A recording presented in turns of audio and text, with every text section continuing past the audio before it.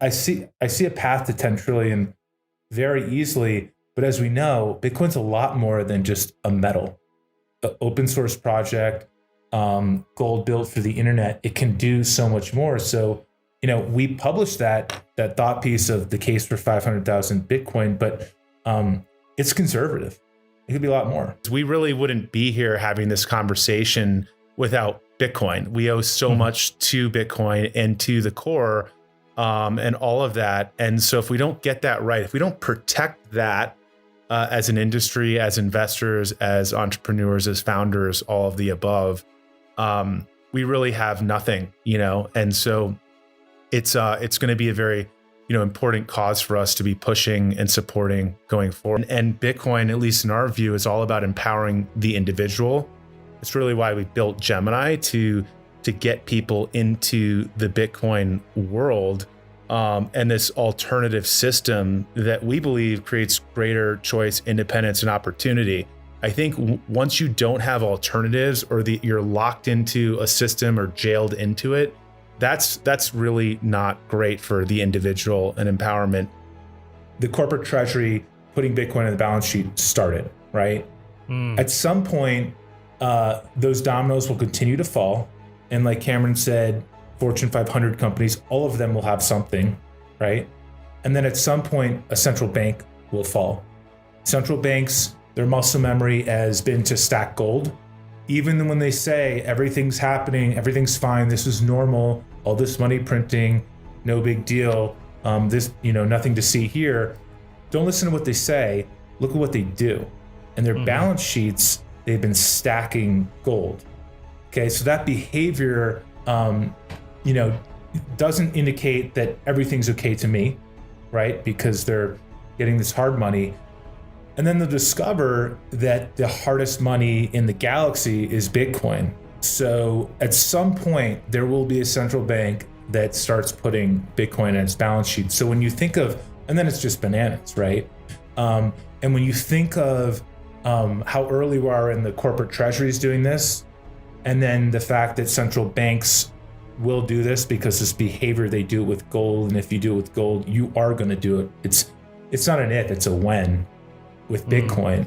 Every once in a while, I remind people on Twitter that there's only 21 million Bitcoin and there's 46 million millionaires on the planet right now. There's not a full Bitcoin to go around. You don't want to be the millionaire who's not in that 21 million bucket. Then you're no longer going to be a millionaire, right? And it's like being at a party, the music stops. You got to find that seat, and buying Bitcoin is like buying a pro rata seat on this network of money, the store of value network, and really time is of the essence. Mm-hmm. Yeah. One other thing is you're starting to see a lot of these big banks like Goldman Sachs, JP Morgan, Boney get into Bitcoin. That's all driven by their customers. Their private wealth customers are seeing what's happening with the price of Bitcoin. They're like, how do I get exposure? They're like, we don't know. They're freaking out because the wealthy clients are seeing, they're seeing the price of Bitcoin, the best performing asset of the last decade. It's going to be the best this decade, and they can't touch it, right? So how are these private wealth managers doing their job if they literally can't get their clients Bitcoin? So that's driving it. That's what drives all these banks is ultimately it's the business case and the demand from their customers. And so, yeah, as the price keeps going up, like everybody's like, what are we doing here? The risk is sitting on the sidelines. The risk is doing nothing. I think that's the ultimate, like that's the people are like, oh, how do you get comfortable with Bitcoin and holding Bitcoin? Like, how do you get comfortable not holding Bitcoin? Like, that's so much more risky.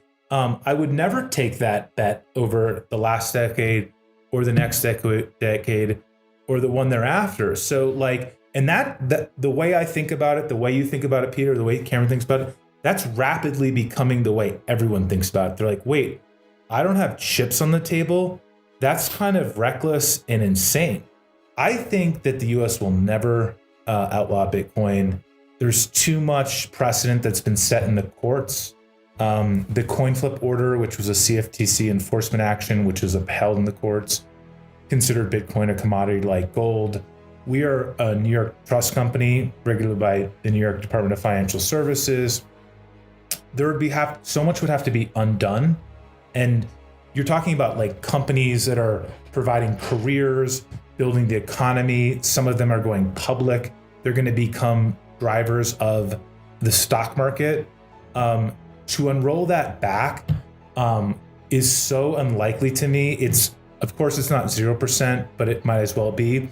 Remember, regulators are also, they're stakeholders, right? They don't want things happening bad to the companies. They're obviously for consumer protection, but it's important that they embrace this innovation.